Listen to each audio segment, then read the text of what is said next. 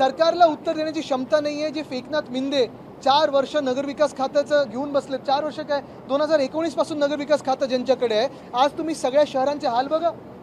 एक तरी शहर आज राहण्यासारखं राहिलं का महाराष्ट्रामध्ये? कुठे कोण इलेक्ट्रिक्युशननी मरते, कुठे झाड पडून मरते, कुठे कोण मॅन्युअलनी मरतं. भाजपचे जे अध्यक्ष आहेत ते हसतात त्याच्यावर. म्हणजे सगळं ढकलायचं प्रशासनावर, चौकशी लावायची प्रशासनावर. स्वतःकडे जे खातं ज्याच्यातून तुम्ही पैसे खाताय आणि आमदार फोडताय, नगरसेवक फोडताय, खासदार विकत घेताय, त्याच्याबद्दल काय 4-5 दिवस काय 4-5 वर्ष कुठे उत्तर द्यायला त्यांना क्षमता नाही, त्यांच्यात उत्तर देण्याची हिंमत नाही आहे आणि देतच नाही उत्तरं. मला वाटतं टाउन प्लॅनिंगपेक्षा जसं मी त्या दिवशी सांगितलं ना की प्रत्येक ह्याला उत्तर येतं आर्टिफिशियल इंटेलिजन्सनी आम्ही हा प्रश्न सोडवू.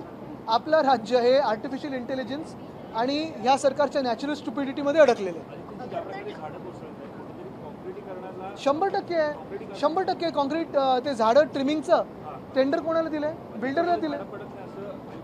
मला वाटतं आयुक्तांची ही त्यांनी जबाबदारी किंवा ठेका घेतलाय सरकारला वाचवण्याचा. पण सरकार गरज पडली तर त्यांना पण सुळीवर चढवेल आणि स्वतःला वाचवण्याचा प्रयत्न करेल. यंदाच्या वेळी जास्तीत जास्त झाडं पडलेली आहेत. खरं तर प्रशासनाने जी कामं पावसापूर्वी केली पाहिजे ती झालेली नाही. नालेसफाई झाली नाही.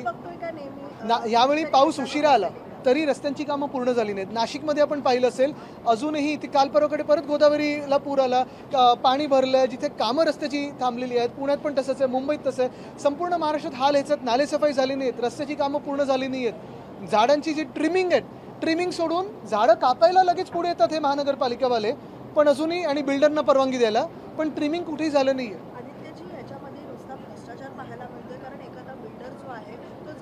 तेच मी सांगतोय, तेच सांगतोय मी.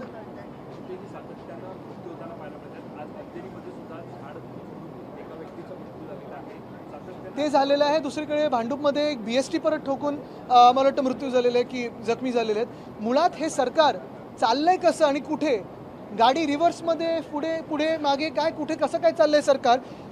4 ड्रायव्हर झाले 4 दिशेला न्यायला आणि कोणालाही कळत नाही कुठच्या रस्त्याने जायचं. ठाण्यातल्या वनविभागाचा जसा प्रश्न होता जो TDRचा 2800 कोटीचा, यामध्ये वनविभागाकडनं चौकशीसाठी पत्र पाठवणार होते पण अजूनही पत्र दिलेलं नाहीये. भाजप ऑपरेशन देवेंद्र फडणवीसमध्ये भाजपमधले काही लोक सामील झालेले असं वाटायला लागलेलं आहे.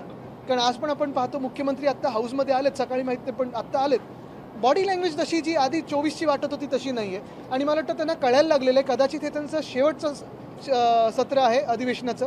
ह्याच्यानंतर त्यांना दिल्लीत खेचलं जाईल.